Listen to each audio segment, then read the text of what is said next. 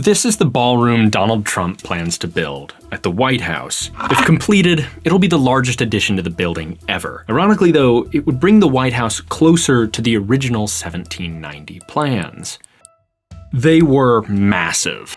3 towering stories, a main building over 700 feet long, a dome to rival the Capitol's, and 4 separate wings to accommodate an enormous court. But there was a problem with all of this. You see, the architect was French. His inspirations were French palaces, like Versailles. George Washington did not want to look like a king, so he fired that architect. The new plan was designed by an Irishman, James Hoban.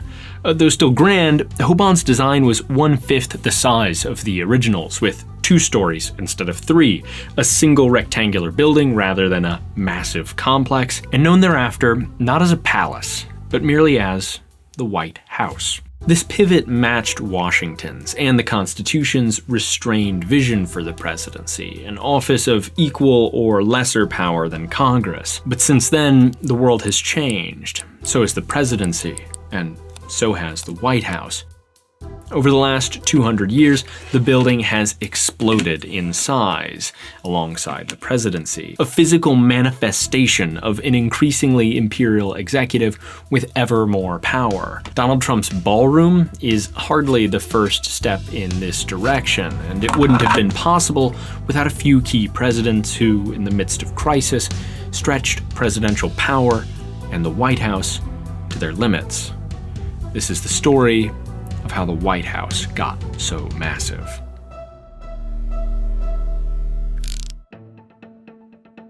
For a long time after it was built, the White House didn't grow. Washington's presidency remained the gold standard. 2 terms, a limited exercise of power, and a harmonious, equal relationship with Congress. There was no need for a bigger executive residence. Instead, in 1848, construction began on the Washington Monument, dedicated to the memory of the first president's restraint. But then, something happened. In 1861, civil war broke out. Construction on the monument froze, and fittingly, Abraham Lincoln abandoned Washington's model for the presidency, instead seizing enormous new powers. Among his most ambitious acts was the Emancipation Proclamation, which freed all slaves in rebel states. This was almost unquestionably illegal, but Lincoln argued that because he was charged by the Constitution to take care to implement the laws, in a time of war, he was obliged to do whatever necessary to preserve the ultimate laws, the Constitution and the Union it formed. Washington couldn't have dreamed of doing anything like this, not just because he himself enslaved people. This was a shockingly expansive concept of presidential authority because it implied the right to fully ignore Congress and the courts in a time of emergency, threatening the essence of the Constitution's checks and balances. Yet the White House didn't grow, and after the war, the Washington Monument was completed, and the White House returned to a co-equal position beside Congress. Because the Civil War was a genuine emergency, and because Lincoln didn't actually expand presidential power. Instead, he expanded his apparent authority, the limits on how he exercised power. The Emancipation Proclamation, for example, was a military directive. But when the war ended and the soldiers went home, the president no longer had any serious power. Congress amended the Constitution to truly abolish slavery. Congress held the purse, and without a standing army or large bureaucracy, even if the president had the authority to override Congress, he had no practical power to do so. But Lincoln provided a blueprint. The question now was, what if presidential power does grow?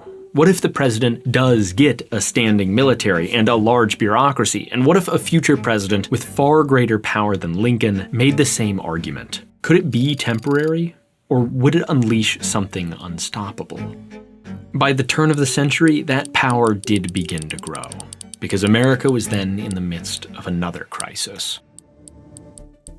The Industrial Revolution had arrived, and its costs became apparent. Deforestation and environmental collapse, poisonous foods, and unimaginable poverty. Teddy Roosevelt knew that the presidency was too weak to meet these new challenges. Congress could draft endless laws on food safety and labor rights, but without a strong presidency to enforce them, none of it would be worth the paper it was written on. So Roosevelt and Congress created numerous executive agencies, including the U.S. Forest Service, the Food and Drug Administration, and the Department of Labor, among others. But he needed more than agencies. Roosevelt needed the West Wing. Approved and funded by Congress, this was an office building for Roosevelt's growing cabinet, a necessity for managing this ballooning bureaucracy. At the same time, America embarked on wars of conquest in Cuba, the Philippines, and elsewhere, producing a larger, more professional standing military and the National Guard. Presidential power was growing, and so was the White House. Have you ever been somewhere, at the airport, in a coffee shop, or just away from home, and been sidelined by that sinking feeling that you forgot to do something on your computer or left a crucial file on your desktop? AnyDesk can help. It's a free remote desktop software that allows you to connect to and use any of your devices from any other device from anywhere in the world. That means controlling your computer back home from your laptop or even your phone, whether you're thousands of miles away or just across town. Even on slower internet, AnyDesk's proprietary codec technology will give you minimal latency and consistent, crisp visuals. Or maybe you just need to grab a file that you don't have in the cloud. AnyDesk also has direct file transfer, letting you grab those pictures or files from anywhere using any device. Best of all, AnyDesk is totally free for personal use, with custom-tailored plans available for any business. Whether I need to access my computer back home while traveling, grab forgotten files, or just stream my desktop to the TV while I play Peek with the boys, I use AnyDesk. It's a great service, and it's amazing that it's free for personal use. Don't wait until you wish you had it. Visit anydesk.com/spectacles to download AnyDesk for free today. That's anydesk.com/spectacles. Thank you, AnyDesk. So industrialization happens, and presidential power grows as a way of coping, giving us the West Wing. In 1929, another crisis struck. After the most spectacular rise in its history, the stock market crashes. The Great Depression. Now things accelerate. In 1932, Teddy's distant cousin Franklin Delano Roosevelt was elected on a platform of sweeping change to avoid similar future disasters. FDR called his program the New Deal, and it involved providing for the elderly who couldn't work, eliminating child labor, and preventing the super rich from abusing the public and breaking the economy. Implementing it required more power, new agencies, so he and Congress created the Social Security Administration, the Securities Exchange Commission, and National Labor Relations Board, among many others. Teddy's West Wing wasn't up to it. So in 1934, with congressional funds and approval, FDR nearly tripled the size of the building, adding a second floor and digging out a basement. Then, another crisis. December 7th, 1941, a date which will live in infamy. In 1941, the Japanese bombed Pearl Harbor, pulling America into World War II. Suddenly, FDR found himself at the head of the largest military America had ever seen, in a bigger fight than we'd ever been in. He was truly indispensable, and a new fear was born. What if the Axis bombed DC? So FDR embarked on yet another congressionally funded expansion to the White House, the East Wing. From the outside, these appeared to be yet more offices, these for the First Lady and her staff. But a secret lay underground: the Presidential Emergency Operations Center, a bomb shelter and emergency war room. Under FDR, presidential power exploded, and the White House followed suit. And even though throughout this period, Congress was still in the loop, still holding the purse, all these new agencies posed a serious danger. If they were accountable only to the president, he could assert a power to legislate by fiat, simply directing the bureaucracy to do things, even if those demands contradicted Congress's laws. Luckily, Congress made a number of agencies, like the SEC and NLRB, independent of the president. Still, the military was growing. Many agencies were in his grasp, and Those that weren't were just out of reach. In 1945, the stress of all those new powers sent FDR to an early grave. In similar fashion, after 150 years of renovation and expansion, the White House too was on the verge of literal physical collapse. Under Roosevelt's successor, Harry Truman, an architectural investigation warned the building was still standing, quote, purely from habit. In response, many sought a complete rebuild, this time from marble instead of limestone and wood. But clearly that didn't happen. The White House we have today looks just as it did when FDR died. Because instead of a gaudy rebuild, in 1949, President Truman had the entire interior gutted and rebuilt exactly as before, now hung on an invisible steel skeleton hidden between the walls. The presidency, too, was now in need of secretive support structures. So Congress and Truman created new agencies. The Department of Defense, to coordinate a new massive standing military, the Central Intelligence Agency, to conduct espionage operations, and a National Security Agency, to secure vital communications from foreign interception. These are very different than either Roosevelt's agencies. They aren't about solving real problems at home. They're about protecting power, America's power on the world stage. That isn't necessarily an ignoble goal, but there's a problem here, and it didn't take Truman long to prove it. The forces of the United Nations are in Korea to put down an aggression that threatens all human hopes of peace and justice. Without congressional authorization, he went to war in Korea. This is unprecedented.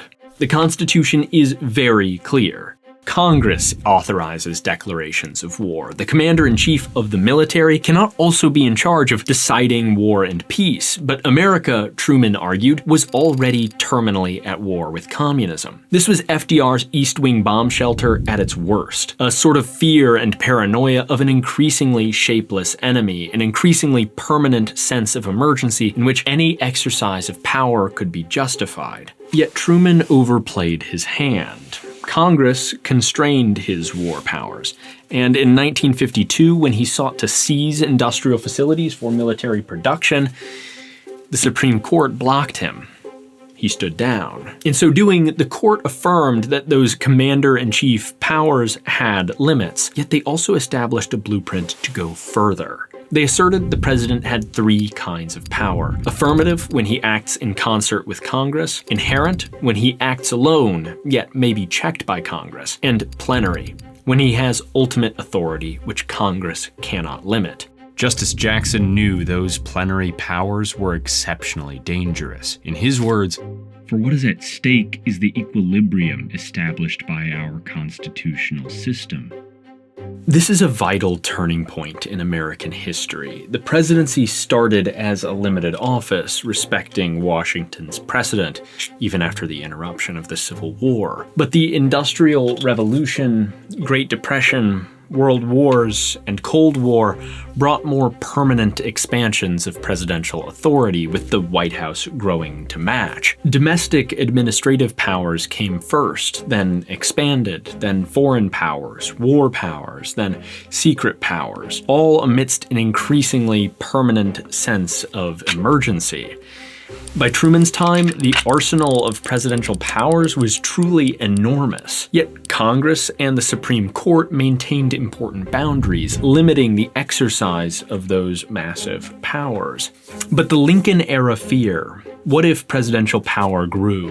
What if, with those new powers in hand, a president then crossed the Rubicon like he did? Well, that fear was realer than ever. As Justice Jackson elaborated, as presidential power had grown, so had the stakes of constraining its use. If even an apparently minor power became regarded as plenary, it might derail the entire balance of power in government. One president was intent on expanding those plenary powers. You and your forebears built our nation. Now, please help us rebuild it. And together, we'll make America great again. Just after he was elected in 1980, Ronald Reagan embarked on a minor project at the White House. For the first time, he had the third floor furnished. not a huge deal, except the project was funded by large donations from individuals and corporations, not Congress, which, as was its constitutional authority, typically held the purse strings for such projects. They'd had a long history of rejecting funds for presidential expansions, symbolically manifesting their very real authority over the office. But that was changing. The seeming smallness of the project belied monumental intentions. Reagan had campaigned on deregulation, shrinking the government, but he didn't have Congress on his side. So, in order to deregulate the large bureaucracy that had grown up since FDR, in 1980, Reagan's legal team put forward a novel legal argument: unitary executive theory. They asserted, not too differently than Lincoln did during the Civil War, that all executive power was vested by the Constitution in the president, and that it was all plenary. This meant Reagan was entitled to deregulate by firing and managing bureaucrats despite whatever objections Congress might have. Maybe that even feels pretty common sense. I mean, executive bureaucracy, head of the executive. But there are problems. First, Reagan begins attaching notes, called signing statements, to laws he doesn't like when he signs them, wherein he calls the laws unconstitutional and directs the bureaucracy not to enforce them. This is crazy because if when Congress passes a law, it's up to the president whether that law actually gets enforced, then what power does Congress even have? But this theory goes further, implying that any agency or executive function not directly accountable to the president was unconstitutional. This meant, for example, the independence of agencies like the SEC or NLRB, and laws establishing independent powers for the investigation of corruption were illegal.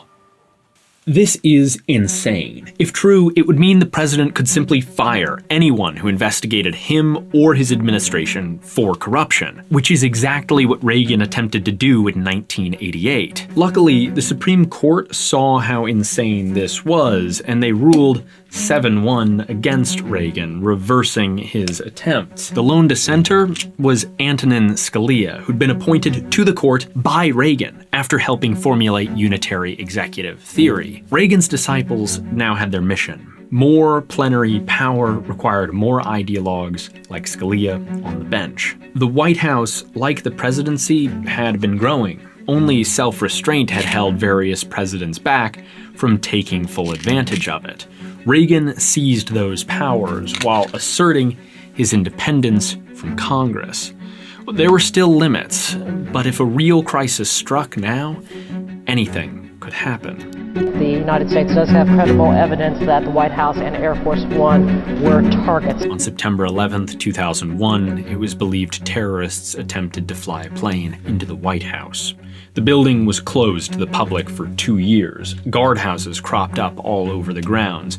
Nearby roads were closed. Classified air defense enhancements were installed. Snipers moved in on the roof. The presidency, of course, changed too. Bush revived Reagan's unitary executive theory and expanded it on account of the wartime circumstances. Like Lincoln, he argued he was compelled to do anything he judged necessary to preserve the Constitution, even if Congress disagreed. The nightmare scenario was now real. The power at Bush's disposal was unlike anything Lincoln could have imagined. Immediately, Bush ordered Truman's National Security Agency, originally tasked with protecting American communications from espionage, to instead spy on American communications without warrants. He reasserted the power to launch preemptive wars without congressional consent and to determine treatment of prisoners of war. Thereafter, those captured in his War on Terror were tortured brutally. When Congress passed laws to stop the torture, Bush utilized Reagan's signing statement strategy, simply signing the laws into force but attaching notes saying he refused to enforce them because they would undercut his ability to preserve the Constitution. Under Reagan, the president effectively claimed the power to legislate without Congress. Under Bush, this power was taken to the absolute extreme. Since then, unlike Lincoln's expansions, the White House has remained a fortress, and the president's wartime powers have proven ominously permanent. In fact, they've only grown. as Obama continued Bush's practice of legislation via bureaucracy with programs like DACA and expanded presidential war powers in the Middle East. Then there's Trump.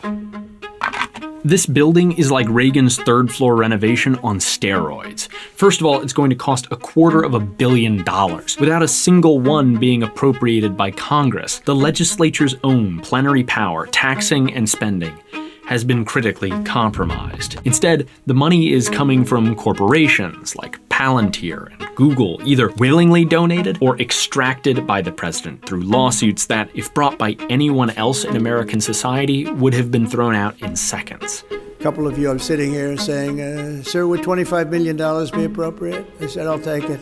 You know, it doesn't take too many 25s to get it done.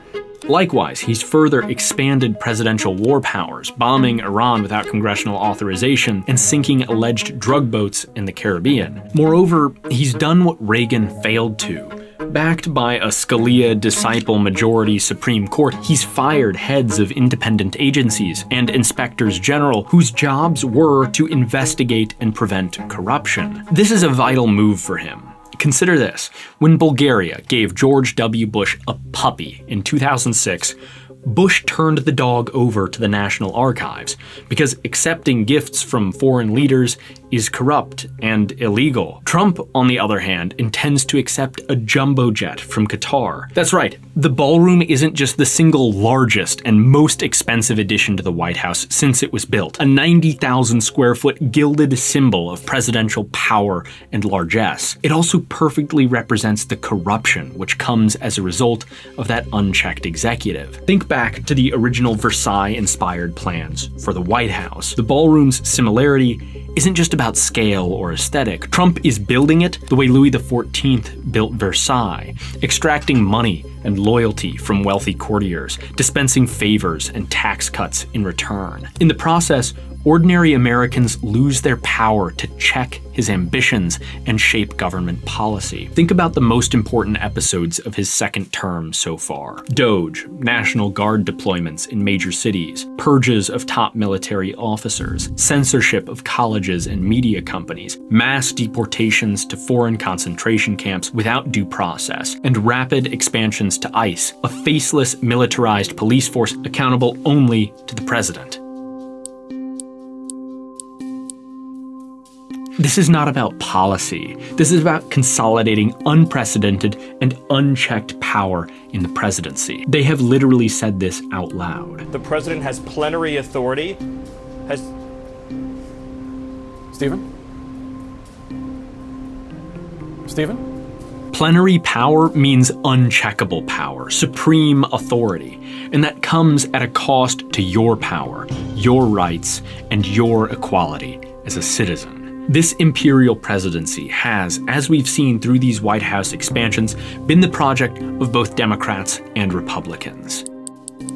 Any ambitious president, and they are all ambitious, will seek more power. Their reasons are also not always bad. Teddy and Franklin Roosevelt needed the West Wing to regulate corporate abuse of our land and workers. Lincoln and FDR needed a powerful presidency to win existential wars against slavers and Nazis. Crises from time to time demand the energetic exercise of the executive office in the public interest. Yet it's crucial that in the wake of crisis, those new powers are checked and balanced by Congress. Under Reagan, that balancing act began to fall apart, and since Bush, it's all but totally collapsed. Trump and his Ballroom revealed just how dangerous this consolidation of power in the executive has become and how much corruption it enables. But it doesn't have to be this way. Congress has reined in ambitious presidents in the past. Before Teddy's little West Wing, more ambitious presidents proposed quadrupling the size of the White House. Congress stopped them. When Richard Nixon abused secretive powers and attempted to meddle in American elections, Congress stepped in and inaugurated a rare period of congressional dominance in modern politics.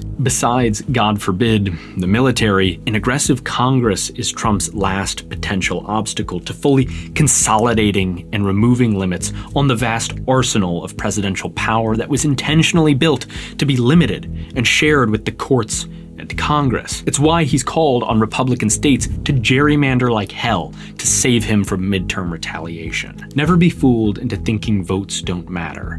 They terrify tyrants. It's why they rig elections. Voters must empower Congress and demand they check the presidency once more. The only question is, by the time we can, what of our Constitution will be left to save? We worked like hell on this video. Many long nights reading law journal articles, writing and rewriting this script 3 times, and designing and printing all these models. We chose this production style instead of our typical animations to emphasize the human element of our work, something quickly vanishing from the AI-fucked web. If you believe in what we do and want to help make more stories that matter to democracy, consider patronizing our sponsor by downloading AnyDesk for free, grabbing some of our merch, like this poster, dropping a super thanks down below, or by joining our Patreon. And as always, thanks for watching.